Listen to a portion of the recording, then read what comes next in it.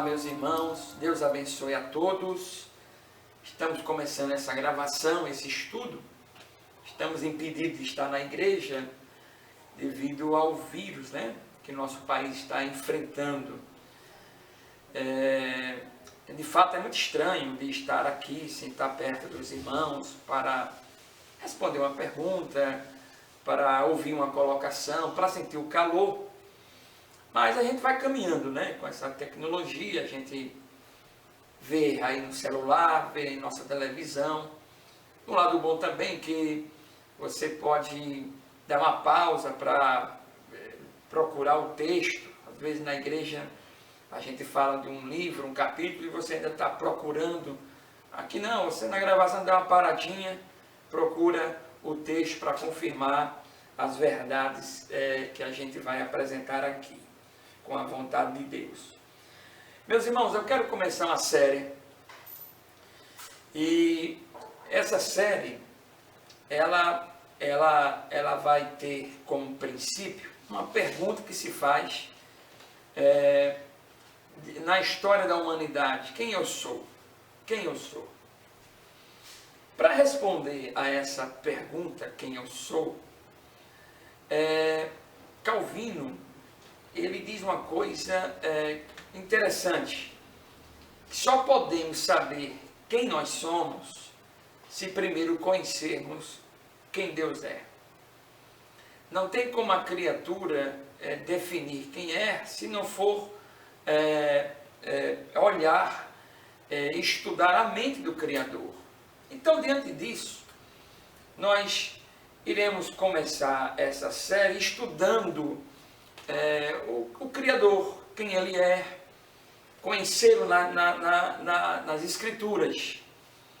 Então, a partir de hoje, vamos estudar sobre Deus.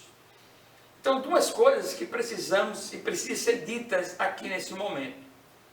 A primeira é que a gente não está preocupado para trazer um sermão triunfalista, um sermão de vitória, o Deus da vitória. A nossa preocupação aqui é conhecer esse Deus da vitória, como é muito pregado hoje em dia, Aliás, há uma recomendação de Deus na Bíblia, recomendação que Deus fala que me conheça. Se tem uma coisa que a Bíblia manda, estimula, é conhecer a Deus.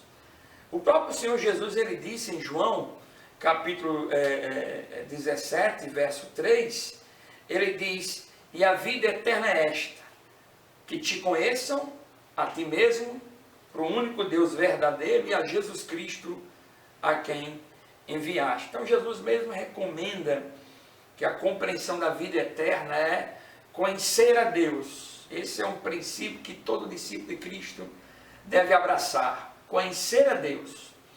E a segunda coisa que eu queria pontuar aqui é que ninguém pode explicar de forma totalitária quem é Deus. É inútil a gente começar essa série e dizer: vou compreender totalmente quem é Deus. Não tem como. Deus é muito grande, Deus é muito maior do que a nossa compreensão, maior do que nós escrevemos. Deus é muito maior. É tanto que o apóstolo Paulo, em Romanos 11, 33, Paulo diz: ó profundidade das riquezas, tanto na sabedoria como na ciência de Deus, como insondáveis, veja, insondáveis são os seus juízos, e quão inescrutáveis os seus caminhos. Então não tem como a gente compreender de forma definitiva, pegar a Deus e colocar dentro do recipiente e tentar entendê-lo. Não, Deus é muito maior do que essa compreensão, e o que vamos estudar está aplicado ao nosso coração. O objetivo é que a gente venha amá-lo mais profundamente, cultuá-lo de modo mais verdadeiro, obedecê-lo com prontidão e servi-lo com determinação e alegria. Então, por onde vamos começar? Vamos começar para a questão mais fundamental que pode ocupar a mente humana. Então, a pergunta é: Deus existe? Existe alguém que governa as nossas vidas? Essa é a pergunta principal do nosso estudo. Então, o que a Bíblia diz sobre sobre Deus. Veja, a Bíblia não tenta provar a existência de Deus. Não, a Bíblia não está preocupada em provar que Ele existe. Isso é um pressuposto básico que a Bíblia faz. Veja, a primeira afirmativa bíblica, no início do livro Gênesis, primeiro livro da Bíblia, a primeira coisa que a Bíblia fala é o seguinte: no princípio criou Deus os céus e a terra. Então veja que a Bíblia já começa afirmando que existe um Deus. Ela não começa tentando provar que Ele existe, pelo contrário, já começa a dizer: existe um Deus que fez os céus e a terra. Veja que Paulo, em Atos capítulo 17, verso 24 e verso 25, olha o que Paulo escreve. Na verdade, o que Paulo diz e que Lucas escreve: o Deus que fez o mundo e tudo que nela há, sendo o Senhor do céu e da terra, não habita em templos feitos por mão de homens, nem tampouco é servido por mão de homens, como que necessitando de alguma coisa, pois Ele mesmo é quem dá a todos a vida e a respiração e todas as coisas. Veja, então a Bíblia apresenta que Deus, antes de tudo que fosse feito, Ele já era. Então a Bíblia não vem apresentando, ou querendo provar que Ele existe. A Bíblia já vai relatar que Ele existe. Então, o Deus que a Bíblia apresenta não tem nada a ver com alguma coisa tipo coisa, ideia, força. Não. Então, veja, no discurso dos séculos, teólogos, filósofos, têm discutido várias evidências da existência de Deus. Então, eu quero basear nesse estudo da existência de Deus, e é o tema do estudo, eu quero trazer aqui 4 argumentos sobre a existência de Deus. 4 argumentos filosóficos. É como se a gente pegasse Deus aqui, digamos que Deus está sendo aqui julgado, e nós iremos levantar 4 argumentos para ver se de fato Deus, a existência dele se encaixa na resposta desses 4 argumentos filosóficos. Então, o primeiro argumento é chamado argumento cosmológico. O que diz esse argumento? Esse argumento diz o seguinte: todo efeito tem que ter uma causa. Em outras palavras, tudo que estamos enxergando vem de uma causa. Então, veja, o exemplo, o papel. Eu vou usar aqui o exemplo da revista, aí já faz uma propaganda da revista Vida Cristã. Então veja que quando você olha essas folhas, você sabe que tem uma origem. A origem é a planta. Então aqui essas folhas é o efeito e a causa é a planta. Então alguém pegou das plantas e aí industrializou e tornou essas folhas. Aqui tem. Se você quiser provar a existência dessas folhas, a gente olha para a origem, a causa. Então isso aqui existe mesmo. De onde isso aqui vem? Vem da planta. Então existe uma causa, isso aqui é o efeito. Então o Deus da Bíblia é a causa de todas as coisas. Então nós somos o efeito dessa causa. Então o Criador fez e nós estamos aqui. Observe o que diz Jó, em seu livro, no capítulo 38, capítulo 4 em diante. Jó, aqui é um texto poético, e aí Jó, ele traz em seu livro, aqui é Deus argumentando com o homem, com o ser humano ali, ele e seus amigos, e aí Deus fala o seguinte nessa poesia: onde é que você estava quando eu criei o mundo? Deus dizendo, onde é que vocês estavam, criaturas, quando eu comecei? Se você é tão inteligente, explique isso. Aqui Deus está, de forma irônica, falando com aqueles seres humanos, e assim ele vai ser irônico contra a arrogância humana. O homem que diz que isso existe, não existe e tal. Então Deus pergunta, onde você estava quando eu criei o mundo? Ele continua, você sabe quem resolveu qual seria o tamanho do mundo e quem foi que fez as medições? Então, Deus perguntando ao homem, assim, é claro que esse homem não consegue responder, nenhum homem consegue responder o que Deus está perguntando. Quem fez o tamanho do mundo? Quem mediu este mundo? Em outras palavras, você ser humano, você homem, você humanidade, você é feito, porque a causa sou eu, foi eu que fiz. Aí ele continua, em cima de que estão firmadas as colunas que sustentam a terra. Versículo 7. Quem foi que assentou a pedra principal do alicerce do mundo? Na manhã da criação, as estrelas cantavam em coro e os servidores celestiais soltavam gritos de alegria. Aqui ele traz que no começo de tudo, o ser humano não estava. Estava ele. Ele é o começo de tudo. E ele continua, quando o mar jorrou do ventre da terra, quem foi que fechou os portões para segurá-lo? No verso 9, fui eu que cobri o mar com as nuvens e o envolvi com a escuridão. Marquei os seus limites e fechei com trancas as suas portas. Eu lhe disse, Deus dizendo para o mar, você chegará até este ponto e daqui não passará. As suas altas ondas pararão aqui. Veja, Deus em relação ao mar, dizendo, eu que causei o mar. O mar é o efeito da minha criação. Eu que disse ao mar, fique até aqui, as suas ondas vão chegar até aqui. Então esse argumento da causa e do efeito, Deus é a causa e a sua criação é o efeito. Então esse primeiro argumento, em relação à existência de Deus, a existência dele comprova que ele é a causa. A Bíblia comprova que ele é a causa de todas as coisas. O segundo argumento é o argumento chamado teleológico. O que diz esse argumento? Que o universo revela uma ordem, uma inteligência, uma harmonia e um propósito. Veja, meus irmãos, que todas as coisas têm um propósito. Se você olhar para a sua sala, onde quer que você esteja aí, veja que todas as coisas que estão ao redor da sua sala têm propósito. Sua TV, seu celular, seu sofá, essa cadeira, tudo tem propósito. Tudo que está aqui ao meu redor tem propósito. Então, olhando para a criação, você olhando para o céu, a gente contempla que o céu tem uma harmonia, o céu tem uma inteligência. Veja, existem muitas civilizações que adoram ao sol.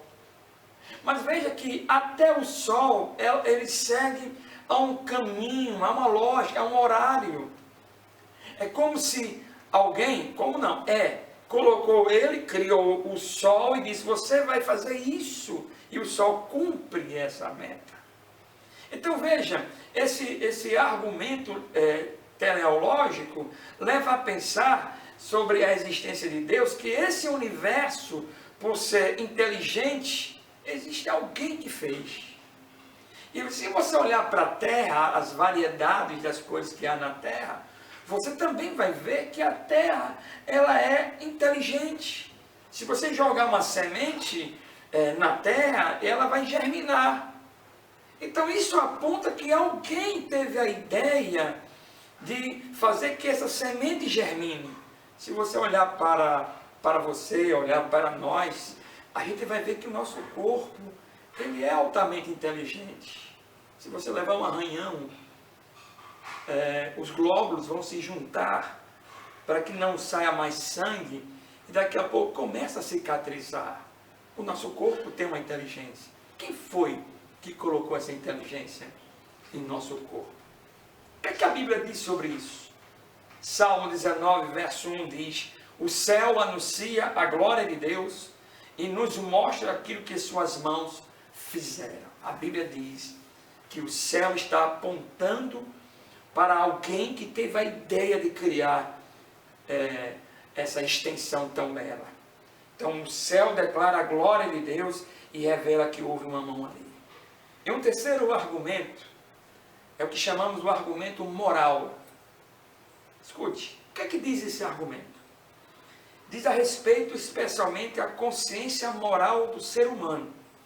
Veja, Nós vivemos em um mundo que existe o certo e o errado, a justiça e a injustiça. Todos os seres humanos têm um código de ética. A pergunta é, quem colocou no ser humano esse código de regra do certo e do errado? Aí você diz, não, foi meu pai, foi minha mãe.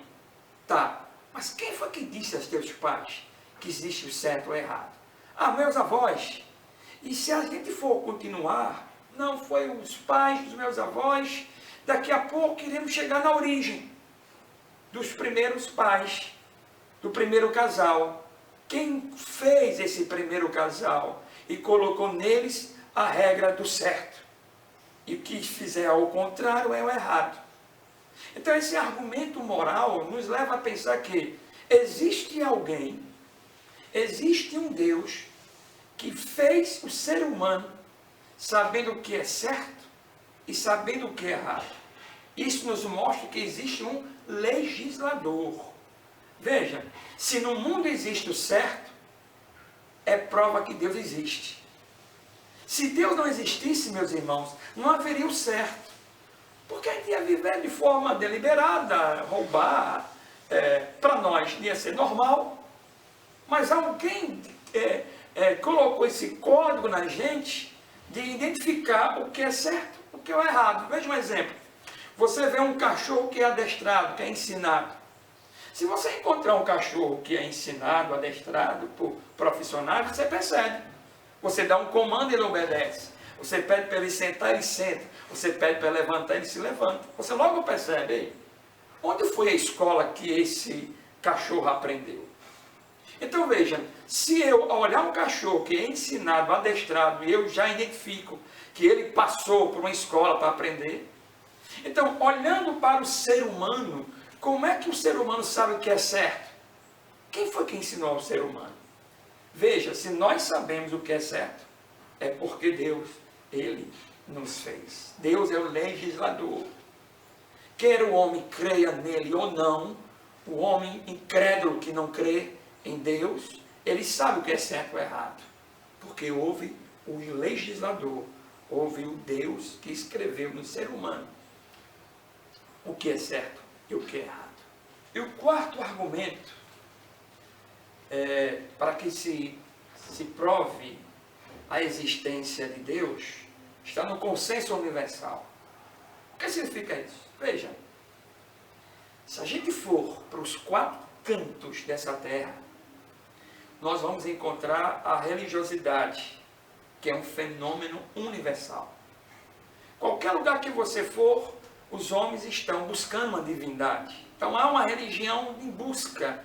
Então há uma busca geral em todo o universo em busca de Deus. Há um consenso universal que se busca por uma divindade. Veja, praticamente não resiste povos ou pessoas individuais que não tenham concepções religiosas. Se a gente for para uma selva, para uma mata e lá tiver uma tribo de índios, que o homem da cidade nunca tenha chegado lá, você vai ver que os índios estão adorando alguma coisa. Estão adorando ao rio, ao sol, às estrelas, aos animais. Então esse consenso universal que o homem tem dentro de si, nos leva a pensar que a religião é uma ideia de Deus. Deus colocou essa ânsia do homem para que o homem buscasse a Ele. Agostinho diz uma coisa interessante. Ele diz, o ser humano foi feito para Deus, e a sua alma não se satisfaz plenamente enquanto não descansa em Deus. Veja o que Agostinho pensa. Quando o Criador, ele fez o ser humano, ele coloca no ser humano um desejo por ele, pelo divino. Então, esse ser humano vira as costas para o seu Deus. E aí ele começa a buscar algo que satisfaça a sua alma, e nunca vai encontrar, porque ele foi feito para Deus. Então esse consenso que os homens têm de buscar uma religião foi colocado pelo Criador para que esse ser humano sente o desejo por ele. Por isso que, mesmo que não esteja adorando a Deus, o Criador, o ser humano está adorando alguma coisa, porque isso foi feito por Deus. O que a Bíblia fala sobre isso? A Bíblia diz, Eclesiastes capítulo 3, verso 11, tudo fez Deus formoso no seu devido tempo, também pôs a eternidade no coração do homem. Veja que a Bíblia diz que Deus fez tudo perfeito, Ele criou todas as coisas e colocou dentro do ser humano, dentro do seu coração, a eternidade, a vontade de desejar o ser divino, no caso, desejar ao Senhor. Então esses 4 argumentos, que Deus é a causa, que existe uma ordem moral que Ele colocou em nós, que há um consenso de religiosidade, a busca pelo divino, provam que tudo que nós estamos vivendo, existe um Deus que fez todas as coisas. E assim, eu concluo esse estudo pensando da seguinte forma: o incrédulo não aceita a existência de Deus por causa da sua incredulidade.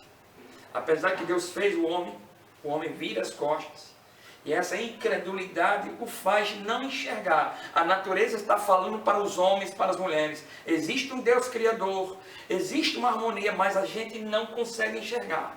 Os homens não conseguem enxergar.